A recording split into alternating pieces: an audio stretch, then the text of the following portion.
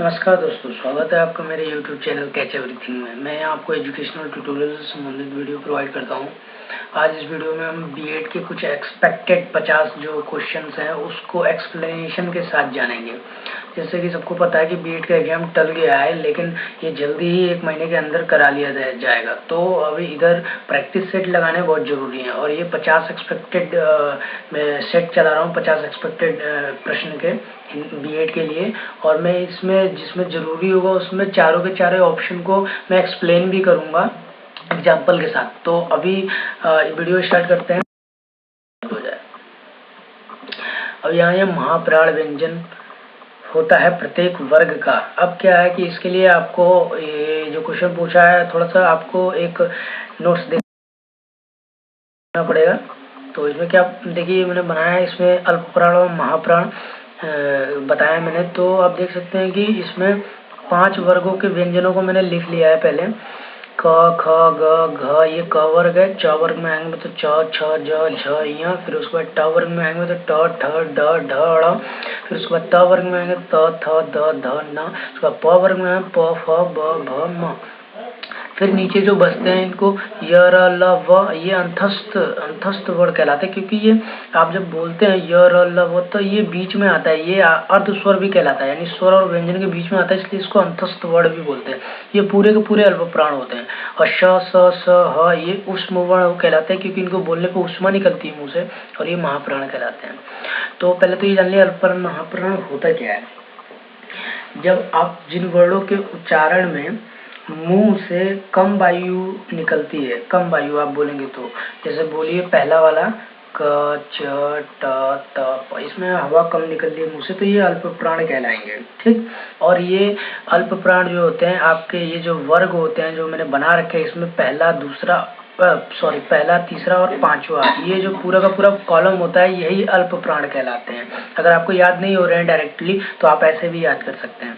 इसके बाद क्या है महाप्राण, समझ लीजिए महाप्राण क्या होता है।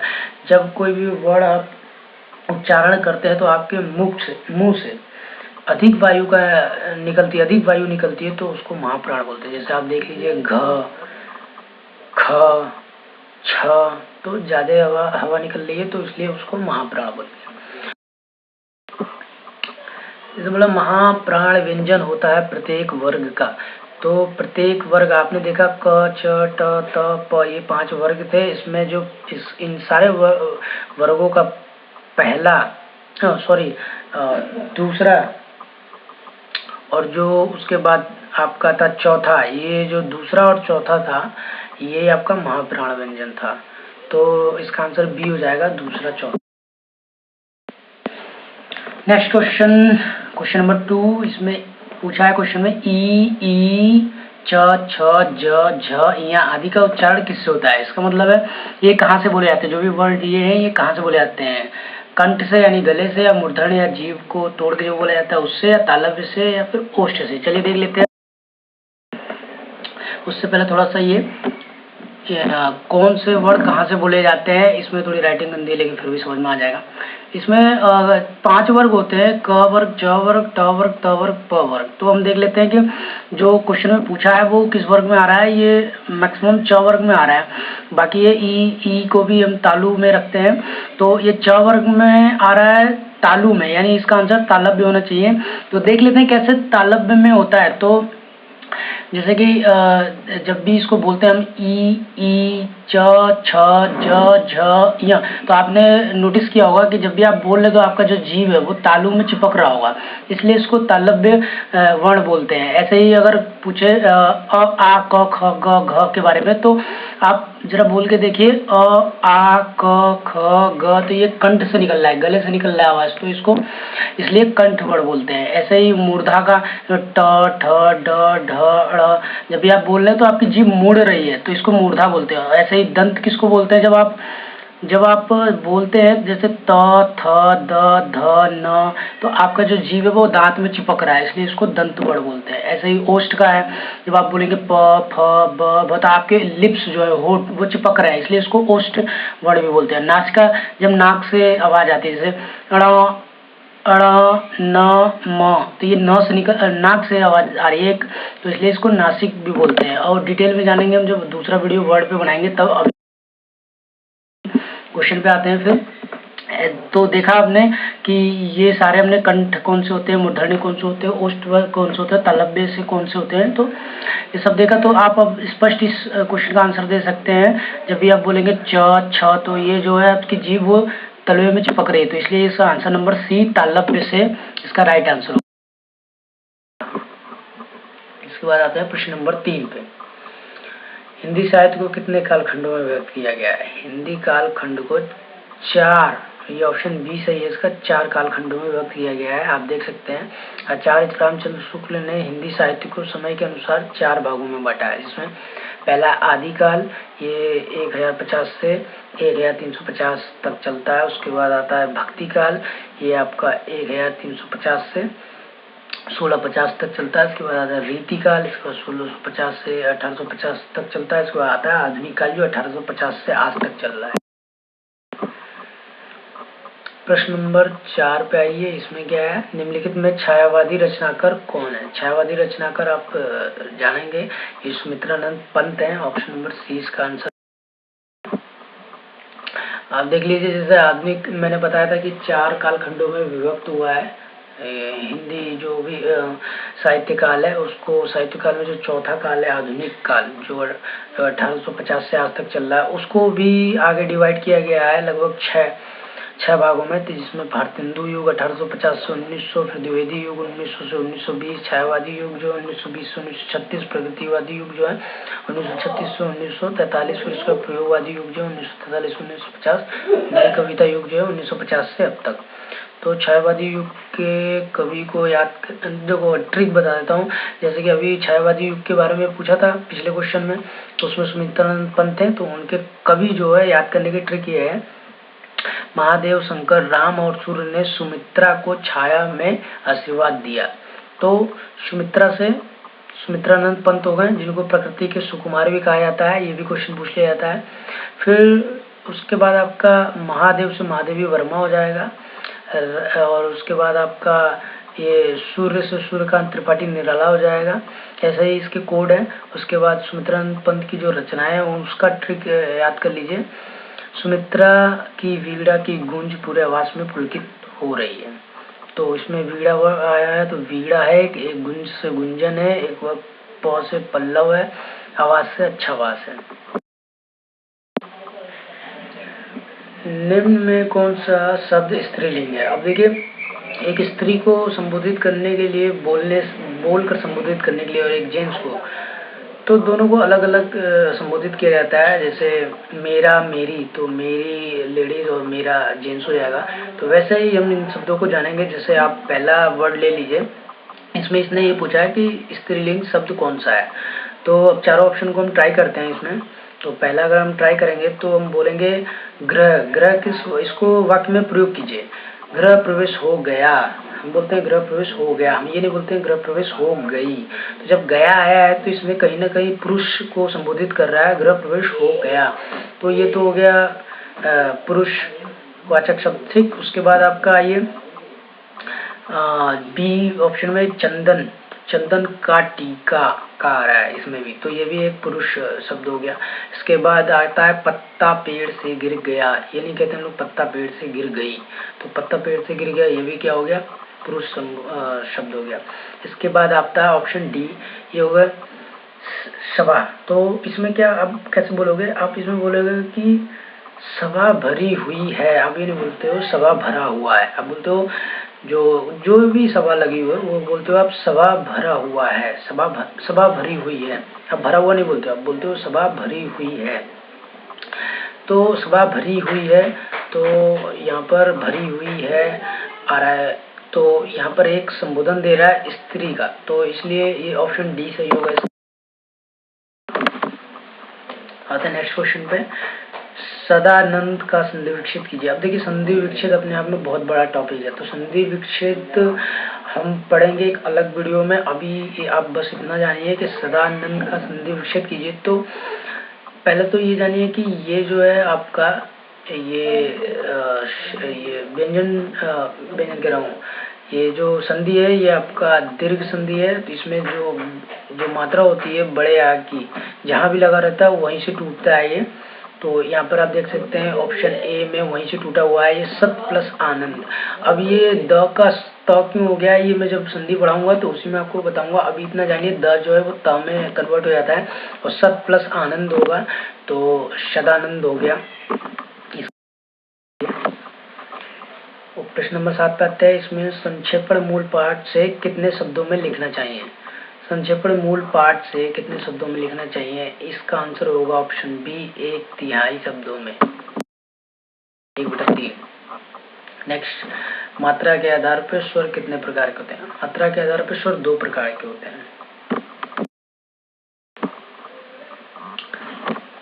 अध्यक्ष में कौन सा उपसर्ग है? अब उपसर्ग का भी जो चैप्टर में पढ़ाऊंगा तो उसमें आपको उपसर्ग बस रटने पड़ते हैं, तो वो आपको याद करने पड़ेंगे। उपसर्ग हो गया, प्रत्यय हो गया।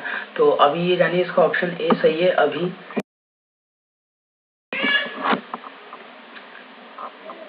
तो सावधानी में कौन सा प्रत्यय है? प्रत्यय के बारे में भी मैंने आपको बताया ही था कि प्रत्यय में भी कुछ चीजें रटनी पड़ती हैं, लेकिन इसमें आप एक सिंपल से याद कर सकते हैं। जैसे कि लिखा हुआ है सावधानी, इसमें कौन सा प्रत्यय है? अब सावधानी को अगर आप एक संज्ञा के रूप में लेंगे तो इसको क्या बोलेंगे? सावधान। तो इसमें न आ रहा है सावधान। सावधान एक वर्ड है जो कि एक संज्ञा है सावधान, और इसको जब बड़ी की मात्रा लगाते हैं आप तभी वो होता है सावधानी। तो इसमें आप प्रत्यय बोल सकते हैं, बड़ी की मात्रा जो है वो प्रत्यय है। C option. निम्न में कौन सी भाववाचक संज्ञा है? भाववाचक संज्ञा, भाववाचक का संज्ञा का मतलब क्या है?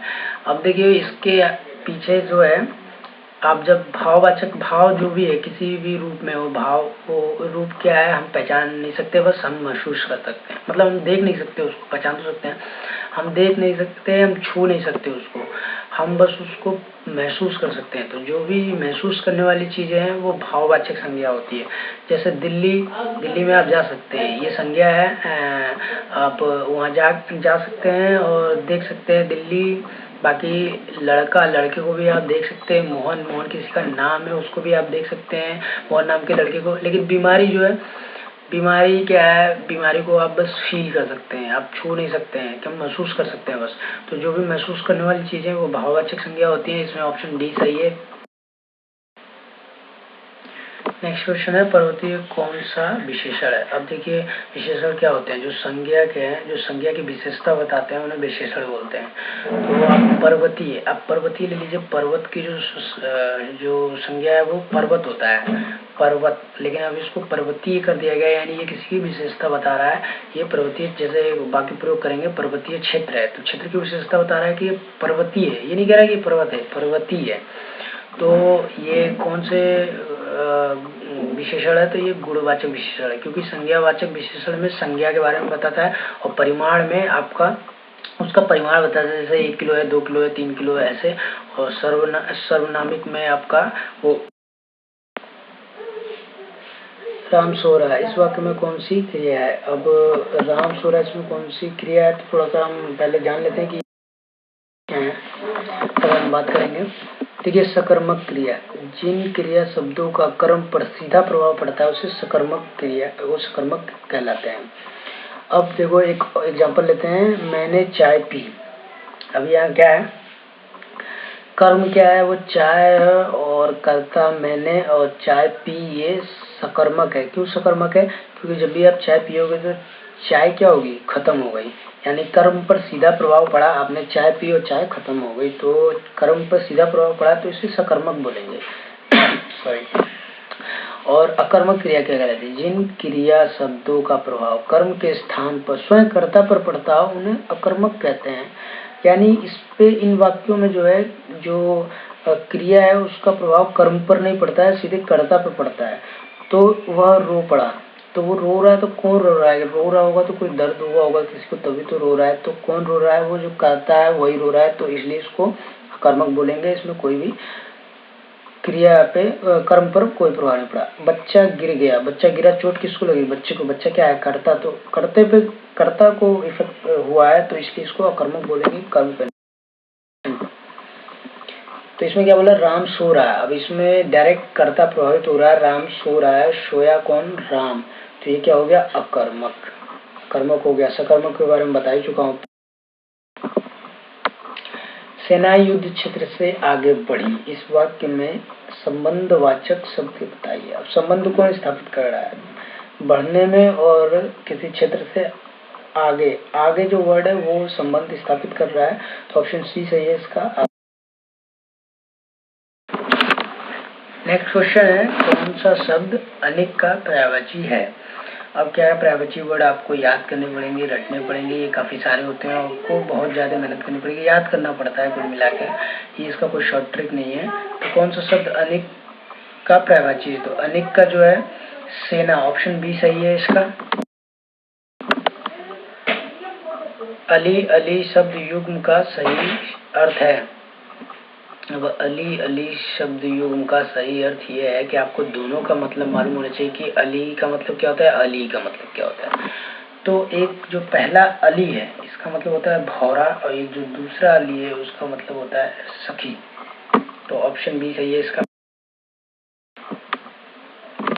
जब कोई सरकारी पत्र, ज्ञापन या कार्यालय ज्ञापन एक साथ अनेक परिस्थितियों को भेजा जाए उसे क्या कहते हैं? अब कोई भी सरकारी पत्र या ज्ञापन जो है कार्यालय द्वारा, कार्यालय ज्ञापन एक साथ अनेक को भेजा गया है, तो इसे ऑप्शन डी सही है इसका, परिपत्र बोलते हैं।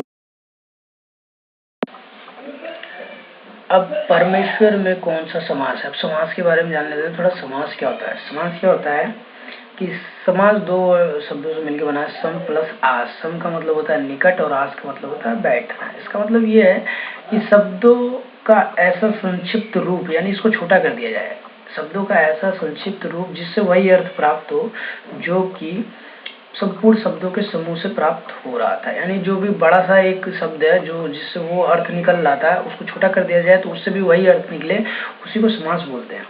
जैसे एक सिंपल सा एक एग्जांपल से समझाता हूँ आपको कि अगर हम जाएंगे तो हम बोलेंगे गेहूं को पीस कर आटा बनाने के लिए चक्की लाना है। तो आप इसको शॉर्ट में क्या बोलोगे? आप शॉर्ट में बोलोगे आटा चक्की। इसका भी वही मतलब निकल रहा है कि ये गेहूं को पीस के आटा बनाता है, तो इसी को समास बोलते हैं। हम ये बोल रहा है परमेश्वर में कौन सा समास है।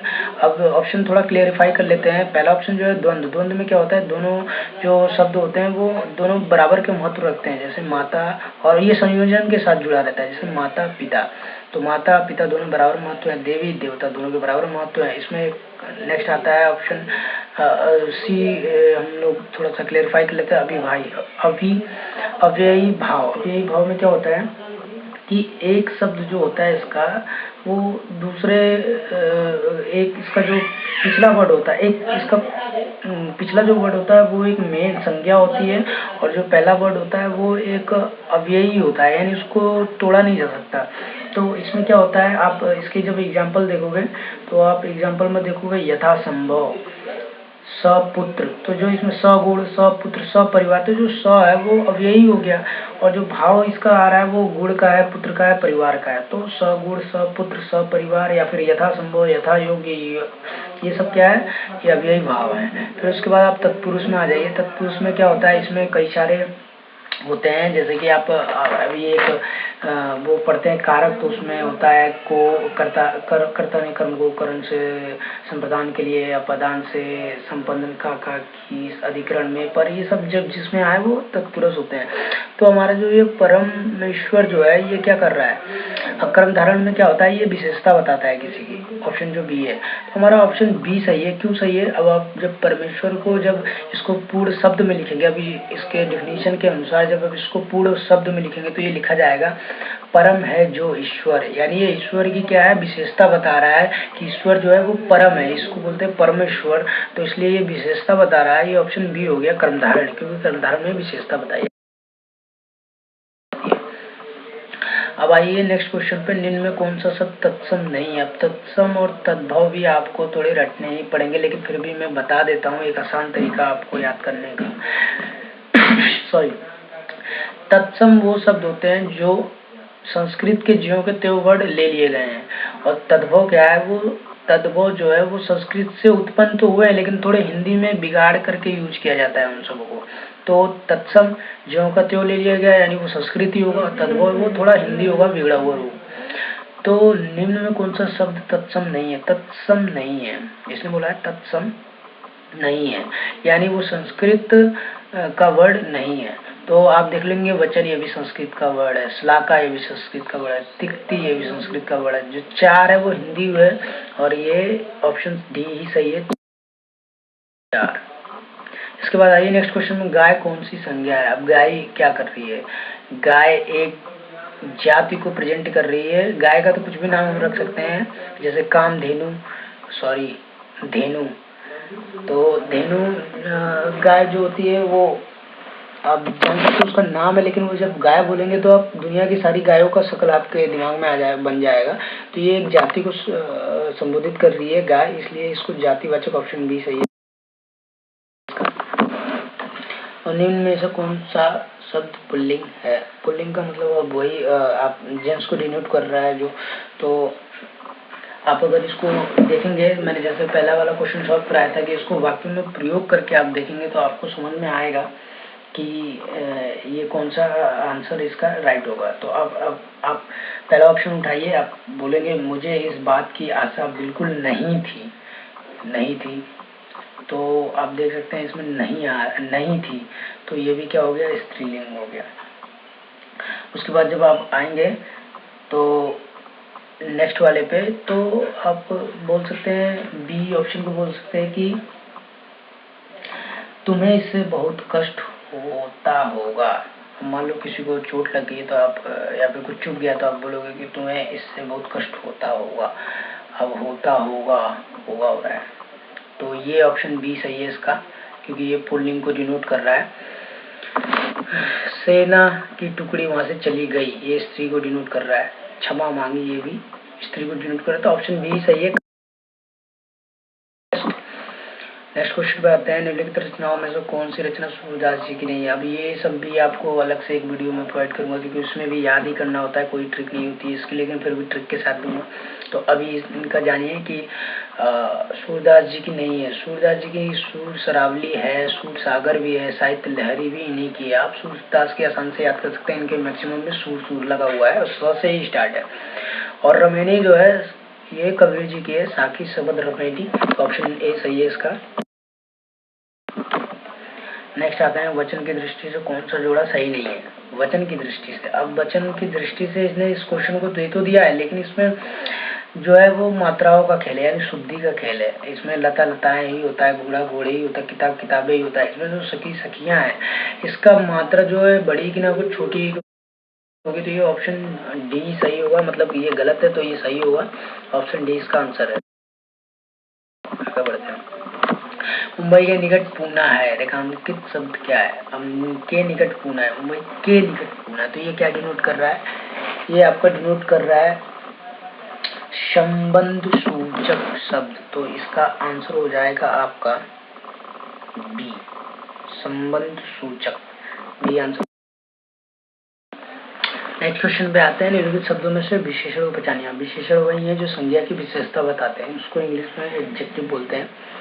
अब इसमें पहला ऑप्शन पे आइए, मजहब, ये एक मजहब है, तो ये एक संज्ञा को डिनोट कर रहा है। नैतिक भी संज्ञा को डिनोट कर रहा है, पीड़ा भी संज्ञा को डिनोट कर रहा है। अब आते हैं ऑप्शन डी पे, अज्ञान, ये आपकी एक विशेषता बता रहा है। जब इसको आप वाक्य में प्रयोग करेंगे तो आप कुछ भी वाक्य ले लीजिए, छोटा मोटा बड़ा जैसा भी है, ये एक अज्ञान चीज है, तो जिसके बारे में कोई ज्ञान, ये विशेषता बता रहा है कि इसके बारे में कोई ज्ञान नहीं है, तो ये विशेषता बता रहा है, तो अज्ञान, तो ये ऑप्शन डी सही होगा।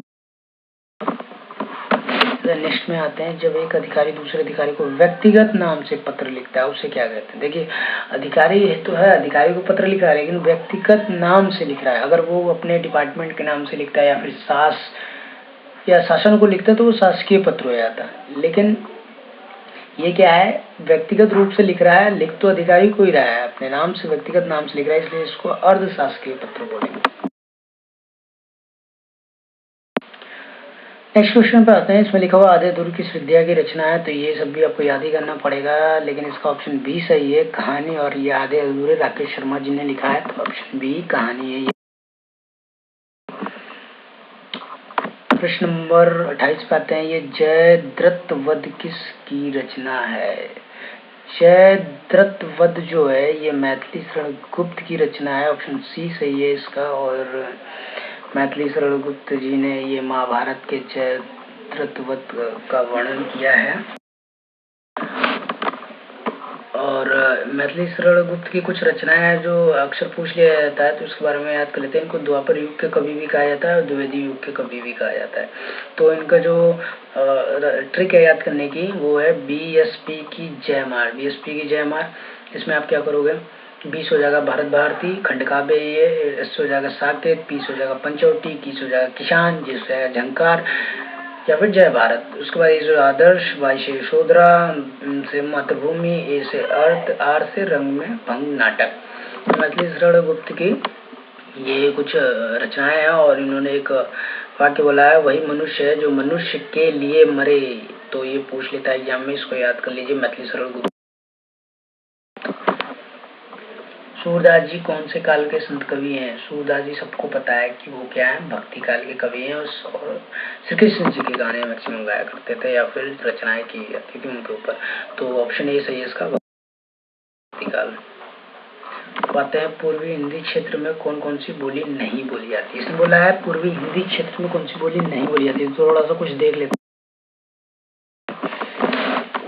आप यहाँ आओगे, यहाँ देखोगे हिंदी की उपभाषाएं। देखो हिंदी की 5 उपभाषाएं हैं, ये पूछता है पेपर में, इसको याद कर लीजिए। हिंदी में 5 उपभाषाएं और 18 बोलियां हैं। तो 5 उपभाषाएं जो हैं वो कौन कौन सी हैं आप देख सकते हो, पश्चिमी हिंदी, पूर्वी हिंदी, बिहारी हिंदी, राजस्थानी हिंदी, पहाड़ी हिंदी। तो ये सब जो आपका ये बोलियां हैं ये आप खुद याद कीजिएगा, लेकिन अभी हम सीधे हम क्वेश्चन सॉल्व करा रहे हैं। तो उसमें आप यहाँ देख सकते हैं कि इसने क्या बोला था, पूर्वी हिंदी की कौन सी बोलियां नहीं है। तो पूर्वी हिंदी में आप देख सकते हो कौन कौन सी आ रही है। नंबर 2 का है ये, इसमें आता है अवधी, बघेली, छत्तीसगढ़ी। अब ऑप्शन में आइए छत्तीसगढ़ी। अब इसमें अवधी है, बघेली है, छत्तीसगढ़ी है, लेकिन क्या है जयपुरी भी दे रखा है, तो इसमें जयपुरी नहीं होगा। तो ऑप्शन सी इसका। अब आते हैं इसके बाद, निम्नलिखित में से समानार्थी जोड़ी को स्पष्ट कीजिए। स्पष्ट करने का मतलब क्या है कि इसमें समानार्थी जोड़ी जो है इसको बताना है कि कौन सी सही है और कौन सी गलत है। तो आप इसको देख सकते हैं कि व्यवहारिक अव्यवहारिक ये अपोजिट हो जा रहा है, शेर शेरनी ये भी, लड़का लड़के ये भी। जो ऑप्शन ए है वो सही है, पार्वती महेश्वरी, ये सही ऑप्शन है। ये स्पष्ट हो रहा है समानार्थी, यानी जो पार्वती है उनका नाम जो है महेश्वरी भी है। नेक्स्ट बात है, उसने तो मेरी आंखें खोल दी, इसका मुहावरे का अर्थ बताना है। अब उसने तो मेरी आंखें खोल दी में आप जान सकते हो कि ये क्या बोलना चाह रहा है, इसमें आपका भ्रम दूर होता है। तो ऑप्शन ए सही है, भ्रम। नेक्स्ट में आता है, किसी पद उपवाक्य आदि की विशेषता दिखाने के लिए शब्द के नीचे एक रेखांकित खींचते हैं, उसे कहते हैं। अभी देखा आपने कई सारे क्वेश्चन में नीचे रेखा खींची हुई थी, तो उसी के बारे में पूछ रहा है, उसको अधोरेख चिन्ह कहते हैं। अब आपको ऑप्शन सॉल्व करने का तरीका बताता हूँ। क्वेश्चन मान लीजिए अगर यही क्वेश्चन आपको नहीं समझ में आ रहा है, आपको नहीं समझ में आ रहा था, तो आप पहले ऑप्शन पे जाइए। इसमें बोला प्रश्नवाचक चिन्ह, तो नहीं, प्रश्नवाचक चिन्ह तो दूसरे तरीके से होता है, लास्ट में लगता है। और उसके बाद आपका आता है सी, कोष्टक चिन्ह। कोष्टक चिन्ह में भी कोष्टक लगा रहता है, आपको भी पता है कोष्टक आपने देखा है। तिर्यक चिन्ह में भी तिर्यक लगा रहता है, तो एक ही ऑप्शन बचा है वो है बी, अधोरेख चिन्ह। तो इसको अधोरेख चिन्ह क्वेश्चन सही हो जाएगा। उसके बाद बच्चे खेल रहे हैं, तो देखिए ये नीचे अंडरलाइन हुआ है। अर्थ के आधार पर वाक्य का प्रकार बताइए, कौन सा वाक्य है, बच्चे खेल रहे हैं। प्रश्नवाचक वाक्य है, नहीं, इसमें प्रश्नवाचक चिन्ह नहीं लगा हुआ है, इसलिए प्रश्नवाचक वाक्य नहीं, इसमें क्वेश्चन नहीं किया जा रहा है। निषेधात्मक वाक्य है, इसमें कुछ चीज के लिए मनाही है, नहीं। आज्ञावाचक, इसमें आज्ञा दी जा रही है, नहीं। तो ऑप्शन बी बचा विधानवाचक, और ये सही है। अब विधानवाचक वाक्य क्या होते हैं, जिसमें किसी इस वाक्य में किसी काम के होने का पता चलता है, यानी कोई काम हो रहा हो। तो बच्चे खेल रहे हैं, क्या कर रहे हैं कि बच्चे खेल रहे हैं, तो ऑप्शन बी सही है, विधान वाक्य। उसके बाद नेक्स्ट है, जिस वाक्य में इसलिए और क्यों, क्योंकि, लेकिन, परंतु आदि समुच्चय बोधक शब्द जुड़ते हैं उस वाक्य को संयुक्त कहते हैं। उस वाक्य को क्या कहते हैं? सॉरी, उस वाक्य ऑप्शन ए संयुक्त वाक्य, ये सही है, लेकिन फिर भी आप पहले ये देख लीजिए। इसमें देखिए मैंने क्या बोला है, साधारण वाक्य। एक साधारण वाक्य किसको बोलते हैं? जिसमें एक ही कर्म हो और एक ही कर्ता हो। पहचानने का तरीका है, ये शॉर्ट है, बता रहा हूँ, याद कर लीजिए। इसके बाद संयुक्त वाक्य, इसमें क्या होता है, जब भी वर्ड में कोई वाक्य उसमें अगर और, एवं, तथा, या, इसलिए, अतः, फिर, तो, कभी, नहीं, तो, किंतु, परंतु, लेकिन लगा है तो वो संयुक्त वाक्य है। और मिश्रित वाक्य में जितना, कितना, उतना, जैसा के बाद अगर वैसा लगा हुआ है, फिर उसके बाद जहाँ के बाद बीच में वाक्य लिखा है, फिर कहाँ लगा हुआ है, फिर जिधर लिखा हुआ है, फिर बीच में वाक्य, फिर उधर लिखा हुआ है, ऐसे ही अगर वर्ड आते हैं तो ये मिश्रित वाक्य होते हैं। अब आइए क्वेश्चन पे, अब देखिए इसमें इसलिए और क्योंकि, लेकिन, परंतु आ रहा है, तो ये यानी संयुक्त, ऑप्शन ए सही है। ऐसे इसके बाद आइए, मध्यम पुरुष तू का सही वचन होगा। तू, अभी ये एक देखा जाता है, एक लोग बुरा मान जाते हैं अगर तू बोलोगे, तो इसका तो सही बहुवचन ये होगा कि तुम लोग। तो जिस वाक्य में कर्म के अनुसार क्रिया में परिवर्तन होता है उस वाक्य को कहते हैं, इसने क्या बोला है कि कर्म के अनुसार क्रिया में परिवर्तन होता है, तो उससे कर्मवाचक आंसर डी सही है। माता पिता अपने बच्चों के लिए कड़ी मेहनत करते हैं, रेखांकित शब्द का क्या अर्थ होगा? के लिए लिखा हुआ है इसमें, तो ये ना कि विशेषता बता रहा है। पहला ऑप्शन लेंगे तो आप सी जो है वो ना ही वो सर्वनाम है, सर्वनाम भी हुआ होता है, बाकी आपका आप होता है, फिर तुम होता है। वैसे डी में आओगे तो संज्ञा भी किसी नाम, वस्तु, व्यक्ति के स्थान के नाम को बोलते हैं, आपको पता ही है। तो बचा एक ऑप्शन बी, परसर्ग। ये परसर्ग है, ऑप्शन बी सही है। फिर नेक्स्ट में आते हैं, इसमें देखो, आकाश में चंद्रमा चमक रहा है, रेखांकित शब्द का पर्यायवाची नहीं। पर्यायवाची भी आपको याद ही करना पड़ेगा, पर्यायवाची नहीं है इसमें बोला है। तो आकाश का पर्यायवाची आपको पता है कि व्योम भी होता है, गगन भी होता है, नभ भी होता है, बस रसाल नहीं होता। तो ऑप्शन सी इसका सही होगा, क्योंकि रसाल आम का पर्यायवाची। इसके बाद अगर रविवार, वो घर पर ही रहेगा। रेखांकित शब्द को पहचानिए। अब सर्वनाम है? नहीं, सर्वनाम नहीं है। प्रत्यय है? प्रत्यय पीछे लगता है, वाक्य नहीं, प्रत्यय भी नहीं है। उपसर्ग है? ये उपसर्ग वाक्य आगे लगता है, ये भी नहीं है। तो बचा एक निपात। तो ये ऑप्शन आंसर तो आप जान जाएंगे, लेकिन कुछ मान लीजिए। फिर उसके बाद निपात क्या होते हैं? निपात वो होते हैं किसी भी बात पर अतिरिक्त भार देने के लिए जिन शब्दों का प्रयोग किया जाता है उसे निपात कहते हैं। जैसे कि भी, तो, तक, केवल, ही, मात्र। जैसे मान लो आपसे कोई कहे कि मुझे पैसे दे दो यार, मुझे जरूरत है 500 रुपए की, दे दो। नहीं यार, तो नहीं मानेगा। तो बोले यार 500 ही रुपए मांग रहा, तुम बोल यार मेरे पास मात्र 200 है, तो मैं कैसे दूंगा 500? तो इसमें आप जोर दे रहे हो मात्र लगा के, तो इसलिए इसको निपात, ऐसे ही शब्दों को निपात बोलते हैं। और अब एक दूसरा एग्जांपल है, तुम्हें आज रात रुकना ही पड़ेगा। रुकना पड़ेगा नहीं, रुकना ही पड़ेगा, तो ये जोर लगा जा रहा है, इसको निपात बोलते हैं। निपात के भेद कितने होते हैं? 3 प्रकार के भेद होते हैं, ये आप पढ़ लीजिएगा, लेकिन जरूरी होता है निपात के प्रकार। निपात के प्रकार 9 प्रकार के होते हैं, और ये पूछता भी है। और ये कौन कौन से होते हैं? सकारात्मक या स्वीकारात्मक, जिसमें हाँ, जी आदि इस्तेमाल होता है। नकारात्मक निपात में नहीं, जी नहीं, नहीं, ना का उपयोग होता है। निषेधात्मक निपात में मत, खबरदार, इसका होता है। प्रश्नबोधक निपात में क्या, क्यों, कब, और विस्मयबोधक में काश, हाय आदि। बलदायक निपात में ही, केवल, भी, तक, पर, सिर्फ, और अवधारणा बोधक में ठीक, करीब, तकरीबन, यानी इसमें लगभग, इसमें अवधारणा की जाती है, अप्रोक्सीमेशन लगाया जाता है। तुलनात्मक निपात में तुलना की जाती है, शाश, हो, शे आदि इसके पहचान है। और आदर बोधक में भी जी, श्रीमान, महोदय। क्वेश्चन पे आते हैं, और ये अब आप समझ गए होंगे कि इसमें ही लगा हुआ है रेखांकित, तो ये ऑप्शन सी निपात सही होगा। फिर वह पढ़ना है लेकिन बात भी बहुत करता है। वह पढ़ता है लेकिन बात भी बहुत करता है। व्याकरण की दृष्टि से रेखांकित शब्द को पहचानिए। अब ये क्या है? लेकिन। इस लेकिन को आप क्या कर सकते हैं? ये क्रिया विशेषण है। क्रिया विशेषण वो होता है जिसमें क्रिया जो हो रही होती है उसकी विशेषता बताता है, तो उसको क्रिया विशेषण बोलते हैं, लेकिन ये क्रिया विशेषण नहीं है। फिर उसके बाद आप आओ सी पे, सर्वनाम। क्या ये सर्वनाम है? सर्वनाम सबको जानता है, तुम, वह, आप होता है, तो ये क्या है? नहीं। तो संज्ञा, संज्ञा किसी व्यक्ति, वस्तु, स्थान के नाम को बोलते हैं, तो नाम है नहीं। तो लेकिन क्या बचा? बी, ऑप्शन बी सही है इसका। अव्यय, क्योंकि अव्यय वो वर्ड होते हैं जिनको तोड़ा नहीं जा सकता। और उस धीरे धीरे लिखने की आदत है, उसे धीरे धीरे लिखने की आदत है। अभी ये पूछा है कि जो रेखांकित शब्द धीरे धीरे है, इसका क्या क्या है ये, तो ये क्या है, धीरे धीरे। ये क्या कर रहा है, लिखना क्या है, लिखना एक क्रिया है और उस क्रिया की विशेषता बता रहा है कि ये धीरे धीरे लिख रहा है। तो ये क्या हो गया, क्रिया विशेषण, यानी जो विशेषता बताता है उसे विशेषण बोलते हैं और क्रिया की विशेषता बता रहा है, तो इसलिए इसको क्रिया विशेषण बोलेंगे। ऑप्शन ए सही है। निम्नलिखित विशेषणों में से संज्ञा को पहचानिए। संज्ञा को पहचानना है आपको।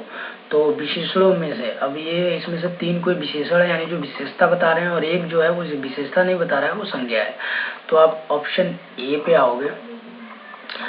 तो आसमानी, आसमानी का अगर संज्ञा लोगे तो क्या होगा, होगा आसमान। तो ये आसमान क्या है, आसमानी है। या फिर आसमान जींस क्या है, वो आसमानी कलर की है। तो ये क्या बता रहा है, एक विशेषता बता रहा है, आसमानी। नियमित, नियम से आने वाले को नियमित या नियम पालन करने वाले को नियमित बोला जाता है। तो ये भी एक विशेषता बता रहा है, नियम संज्ञा है, नियमित नहीं। तो ऐसा ही सी ऑप्शन आओगे आप, तो आप देखोगे कि इसमें आप पाश्चात्य, ये भी एक, पाश्च नहीं बोला, पाश्चात्य बोल रहा है, तो ये भी एक विशेषता बता रहा है। इसमें ऑप्शन डी आओगे। तो अनुशासित नहीं है, ये अनुशासन है, यानी ये संज्ञा है। तो ऑप्शन डी सही है, ये अनुशासन। निम्नलिखित शब्दों में से अर्ध तत्सम शब्द को पहचानिए। अर्ध तत्सम बोला, अभी मैंने आपको एक तत्सम का उदाहरण बताया था कि तत्सम वर्ड वो होते हैं शब्द जो कि संस्कृत से ही निकले हैं और ज्यों के त्यों यूज कर लिए गए, यानी संस्कृत वर्ड को एक सिंपल भाषा में संस्कृत शब्द को ही तत्सम बोलते हैं। लेकिन ये बोला है अर्ध, यानी वो हिंदी भी होगा और आधी हिंदी होगी, आधी संस्कृत होगी। तो रात्रि तो पूरी तरह से मेरे को लग रहा है कि ये संस्कृत वर्ड है। बच्चा जो है ये पूरी तरह से आपका तद्भव है, कान भी तद्भव है। तो आप बी लगा सकते हैं ऑप्शन उसका, दही, ये आपका अर्ध तत्सम, बी ऑप्शन सही है। फिर इसके बाद आप आओगे निम्नलिखित शब्दों में से तद्भव शब्द को पहचाने। अब तद्भव के बारे में मैंने बताया था आपको कि ये संस्कृत से ही तो लिए गए, लेकिन इसको हिंदी में लिखे जाते हैं और थोड़े से बिगड़े हुए रूप में लिखे जाते हैं। तो ये हिंदी है, संस्कृत बिल्कुल नहीं है। अब आप आओगे ऑप्शन पे। तो ऑप्शन पे आप देखोगे कि आप जब इसमें ऑप्शन में आओगे तो ऑप्शन बी जो है वो कुष्ठ, ये एक संस्कृत वर्ड है। सी अंधकार, इसमें भी मात्रा लगी हुई है, जो अंक की बिंदी है इसको संस्कृत बनाती है। फिर आपको डी उल्लास, ये भी एक संस्कृत वर्ड है। ऑप्शन ए जो है वो आलस, हिंदी में लिखा हुआ है, संस्कृत में आलस्य होता है। तो ऑप्शन ए सही है, ये आलस। फिर आपको कुछ ट्रिक बताता हूँ आपको पहचानने की, तत्सम व तद्भव। इसमें ऋषि, स, द, प्र, क्र, ड़, य, ङ, ण, त्र, छ, ज्ञ, स्र, जो भी इन वर्डों से शुरू होते हैं या फिर बीच में आए या फिर अंत में आए, ये जितने वर्ण हैं ये कहीं भी आते हैं अगर, तो वह शब्द जो है आपका तत्सम कहलाएंगे। यानी संस्कृत में ये ज्यादा प्रयोग होते हैं, ये जो भी वर्ड लिखे हुए संस्कृत में, तो संस्कृत का मतलब तत्सम। तो आप उसको तत्सम बोल सकते हैं अगर ये वर्ड मिलते हैं उसमें, तो उसके अलावा आप तत्सम, तद्भव बोल सकते हो। हमें अब शब्द नहीं बोलना चाहिए। इसमें क्या है, व्याकरण की दृष्टि से रेखांकित शब्द क्या है, हमें अब शब्द नहीं बोलना चाहिए। तो आप जब इसमें आओगे, अब शब्द नहीं बोलना चाहिए आपको, तो इसमें आप देखोगे कि जो इस वर्ड शब्द को तोड़ोगे तो ये अप हो जाएगा आगे और शब्द हो जाएगा। शब्द एक पूर्ण अर्थ दे रहा है शब्द, ये कोई बेकार, मतलब ऐसा नहीं कि अर्थ नहीं दे रहा, शब्द एक अलग अर्थ है। उसके आगे लगा हुआ है अब, तो आगे जो लगते हैं उसको क्या बोलते हैं, उपसर्ग बोलते हैं। तो ये क्या है, ऑप्शन सी सही है इसका, उपसर्ग। मुंबई में गगनचुंबी इमारतें बहुत है। अब समास के बारे में मैं बता ही चुका हूँ आपको कि समास क्या होता है, एक बड़े से वर्ड को छोटे से में लिखा जाता है लेकिन अर्थ वही देता है, इसलिए उसको समास बोलते हैं। तो तत्पुरुष समास में आपका, पहले तो आपको जब भी समास सॉल्व करना है तो पहले शब्द को तोड़ना है। आप इसको तोड़ोगे तो क्या कहोगे, मुंबई में गगनचुंबी इमारतें हैं, तो गगनचुंबी, तो गगन को चूमने वाली, यानी आसमान को चूमने वाली, गगन को चूमने वाली। इसमें क्या बीच में आ रहा है, को आ रहा है। तो मैंने अभी आपको बताया तत्पुरुष में क्या होता है, इसमें कर्म को, ये सब जो जितने कारक होते हैं, से, के, लिए, से, काकी के, ये सब आते हैं, तो वो तत्पुरुष समास कहलाएगा। तो गगन को चूमने वाली इमारतों को गगनचुंबी बोलते हैं। तो पहला ऑप्शन सही है, ये तत्पुरुष समास। उसके बाद आइए नेक्स्ट, जिनका उच्चारण स्वतंत्रता से होता है और जो व्यंजन के उच्चारण में सहायक होते हैं उसे कहते हैं स्वर। ये स्वतंत्र होते हैं और इसको यूज करते हैं, व्यंजन बिना इनके नहीं बोले जा सकते हैं, इसलिए इसको स्वर बोलते हैं। Option B. मच्छरों के प्रकोप के संबंध में शिकायत पत्र लिखना हो तो किसे लिखेंगे? आप सबको पता है कि जब हम मच्छरों को यानी हम किसी अपने स्वास्थ्य को बचाना चाहते हैं मच्छरों से, तो हम किसे लिखेंगे? सीधी सी बात है, ऑप्शन ए इसका सही है, माननीय स्वास्थ्य अधिकारी को लिखेंगे। नेक्स्ट है, इनमें से कौन सा पुल्लिंग शब्द है? तो पुल्लिंग में मैंने बताया था कि इसको भाग में प्रयोग करके आप देख लेंगे, तो आप मैं पहला प्रयोग कर देता हूँ, आप देख लीजिए। दया, दया आई, दया आया नहीं होता है, दया आई होती है, तो ये स्त्रीलिंग हो गया। ऐसे ही भाषा का भी ये भी स्त्रीलिंग को प्रयोग करता है। जैसे आपकी भाषा बड़ी बुरी है, आप नहीं बोलते बड़ा बुरा है, तो ये भी एक स्त्रीलिंग को डिनोट करता है। उसके बाद जब आभार पे आते हो तो ये एक पुल्लिंग शब्द है, क्योंकि ये पुल्लिंग को डिनोट करता है, आभार व्यक्त करना, तो इसलिए आभार जो है राइट आंसर होगा, ऑप्शन डी। तो दोस्तों उम्मीद करता हूँ इस वीडियो में काफ़ी कुछ आपको सीखने को मिला होगा, और जिन लोग को बिल्कुल नहीं आती हिंदी उनको भी थोड़ा बहुत समझ में आया होगा। तो अभी ये वीडियो बीएड के लिए है, ये आप वैसे पढ़ सकते हैं, लेखपाल की वैकेंसी आने वाली है, उसके लिए भी ये कामगार होगा। और ऐसे ही मैं सीरीज चलाऊँगा, सेट चलाऊँगा बीएड के एग्ज़ाम के लिए। तो चैनल को सब्सक्राइब कर दो और इस वीडियो को लाइक शेयर जरूर करें। धन्यवाद।